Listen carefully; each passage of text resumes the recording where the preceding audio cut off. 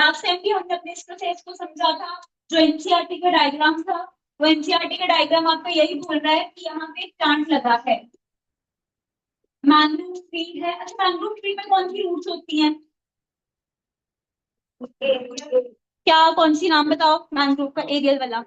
Pneumatophores. याद रखना, aerial roots होती हैं यहाँ पे और उनका नाम क्या होता है? न्यूमेटोफोर्स। ये तो आपका महत्व का पार्ट आ गया। बट हम डीकॉम्पोजिशन कर रहे हैं, तो डीकॉम्पोजिशन एनसीईआरटी में एक डायग्राम गिवन है, वो बोल रहा है कि मैंग्रोव ट्री लगा है और यहाँ पे है उसकी लीव्स वाला पार्ट, ये आगे उसकी लीव्स। अब क्या हो रहा है, यहाँ से उसका एक पत्ता नीचे गिर रहा है, ये जो एक लीफ है ये उठी और यहाँ से उठ के नीचे वाला गिर गया, यहाँ से लैंड पे आ गया। अब क्या हो रहा है, ये जो लैंड पे आया पार्ट इसका, अब इस पे कुछ एक्ट करेगा, कुछ माइक्रोब्स एक्ट करेंगे, जैसे एनसीईआरटी में गिवन है माइक्रोब्स, यानी बातें मत करो, अर्थवॉर्म वगैरह इस पे एक्ट करेंगे और इस लीफ को छोटे छोटे टुकड़ों में तोड़ देंगे। ये लीफ थी, इसको छोटे छोटे टुकड़ों में तोड़ दिया। तो इस प्रोसेस को, फर्स्ट प्रोसेस को हम क्या बोलते हैं? दिस इज कॉल्ड एज, किसी बड़ी चीज को तोड़ना छोटे छोटे पार्ट्स में, this is called as fragmentation. ये आपका स्टेप नंबर 1 हो गया। बताया था 5 स्टेप्स हैं, तो आपका स्टेप नंबर हो गया 1 डन। एक लीफ थी, लगी थी, कोई भी है तो लीफ का एग्जांपल हो गया, कुछ भी डेड एंड डिकेइंग वेस्ट भी हो सकता है। उसको माइक्रोब्स ने तोड़ा, माइक्रोब्स क्या थे? अर्थवॉर्म्स वगैरह थे, उन्होंने तोड़ा। और फ्रेगमेंटेशन हमने कहती है बड़े पार्ट को छोटे छोटे पार्ट्स में कर दिया कन्वर्ट। अब एनसीईआरटी लिखती है कि इसके ये जो पार्ट हैं, दो चीजें होंगी, ये जो हमारा बना है कॉम्पोनेंट लेफ्ट ओवर, इसकी भी फर्दर दो पार्ट्स हैं। वो दो पार्ट्स क्या हैं? अगर हम टेक्स्ट पढ़ रहे हैं उसमें बोल रहे हैं, एक तो आपका इनसॉल्युबल पैलेट वाला सब्सटेंस है और एक चीज है जो सॉल्युबल होती है। ये जब टूटा तो इसके दो कंपोनेंट्स बने, एक सॉल्युबल और एक इनसॉल्युबल वाला कंपोनेंट। जो सॉल्युबल है, सॉल्युबल यानी पानी के साथ मिक्स हो जाएगा, जिसको जब हम बचपन में साइकिल पढ़ते थे, carbon cycle, nitrogen cycle, carbon cycle में आपने प्रोसेस पढ़ा होगा, ये वर्ड सुना होगा, पर्कुलेशन। ग्राउंड वाटर के साथ वो पर्कुलेट कर गया। तो यहाँ पे भी यही हो रहा है कि यहाँ पे वो जो चीज है पानी के साथ घुल के वो पर्कुलेट हो रही है, और इसी स्टेप को एनसीईआरटी लिखती है, this step is refer to as number 2 आपका लीचिंग। अब उन्होंने पर्कुलेशन बस ना यूज करके क्या बोल दिया? This is called as leaching. क्या हुआ? बड़े से कंपोनेंट का टूटना, सेगमेंटेशन। टूट के दो कंपोनेंट्स बने, एनसीईआरटी लिखती है, एक सॉल्युबल कंपोनेंट, और अगर सॉल्युबल है पानी के साथ घुल जाएगा, जिसकी हम क्या करा देते हैं? सर्कुलेशन, ग्राउंड वाटर जो भी हमारी लैंड है उसके साथ जाकर मिक्स हो गया, that is refer to as आपका प्रोसेस ऑफ लीचिंग।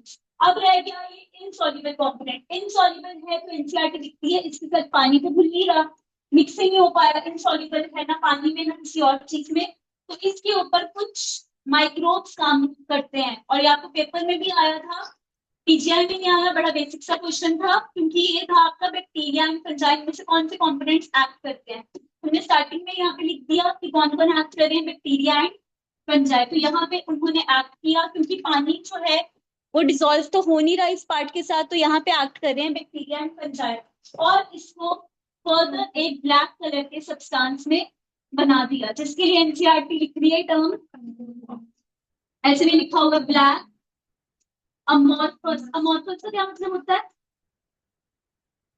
अमोर्फस जिसकी कोई भी डिफाइंड शेप नहीं होती। ये पढ़ा था पीसीएम, पेरीसेंट्रियोलर मैट्रिक्स, ये कहाँ पे पढ़ा था? पीसीएम, सेंट्रियोल के अराउंड जब हम पढ़ रहे थे, ऐसे करके डायग्राम बना रहे थे सेंट्रियोल का, उसके अराउंड ये जो मैट्रिक्स था, लिखवाया भी था, ये कैसा मैट्रिक्स था? अमोर्फस। तो उसमें भी टर्म हमने यूज की थी। ये छोटी छोटी टर्म्स याद रखो अभी। तो ये जो बनता है, टूट के इनसॉल्युबल कंपोनेंट जब एक्ट करेंगे, जैसे बैक्टीरिया और फंजाई, तो एक ब्लैक अमोर्फस सब्सटेंस बनेगी, जिसका नाम होता है आपका ह्यूमस। तो जो ब्लैक कलर की जो खाद होती है उसी को बोल रहे हैं हम ह्यूमस।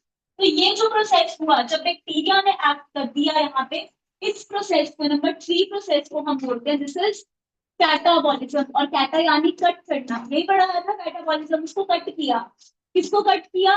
इनसॉल्युबल सेगमेंट्स को और छोटा किया, क्योंकि इसमें कोई भी चीज काम ही नहीं करी थी, ना वाटर कर रहा था ना कोई और चीज काम करी, तो बैक्टीरिया और फंजाई आए गेम में और उन्होंने इसको एक सब्सटेंस में मतलब कन्वर्ट कर दिया, दैट इज ह्यूमस। और ह्यूमस के बनने को आप फोर्थ स्टेप बोलते हो, दैट इज ह्यूमिफिकेशन।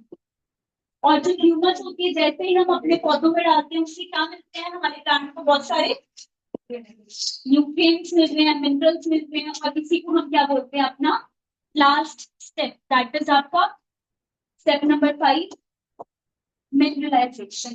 तो आपको पेपर में अभी नीट पे यही सिंक आई थी, सबसे पहले क्या स्टेप हो रहा है और क्या क्या उसके प्रोसेसेस हैं। तो सबसे पहले हमने क्या देखा, नंबर 1 पे हो रही है सेगमेंटेशन, एक बड़ी से पत्ते का या किसी भी डेड सब्सटेंस का या वेस्ट सब्सटेंस का कह लो टूटना।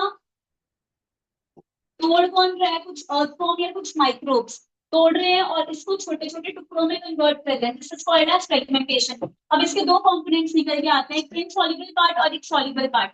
सॉल्युबल है, पानी में घुल जाएगा, जो हम बचपन से पढ़ते आ रहे हैं, परकोलेट कर जाएगा ग्राउंड वाटर के साथ, that is called as leaching.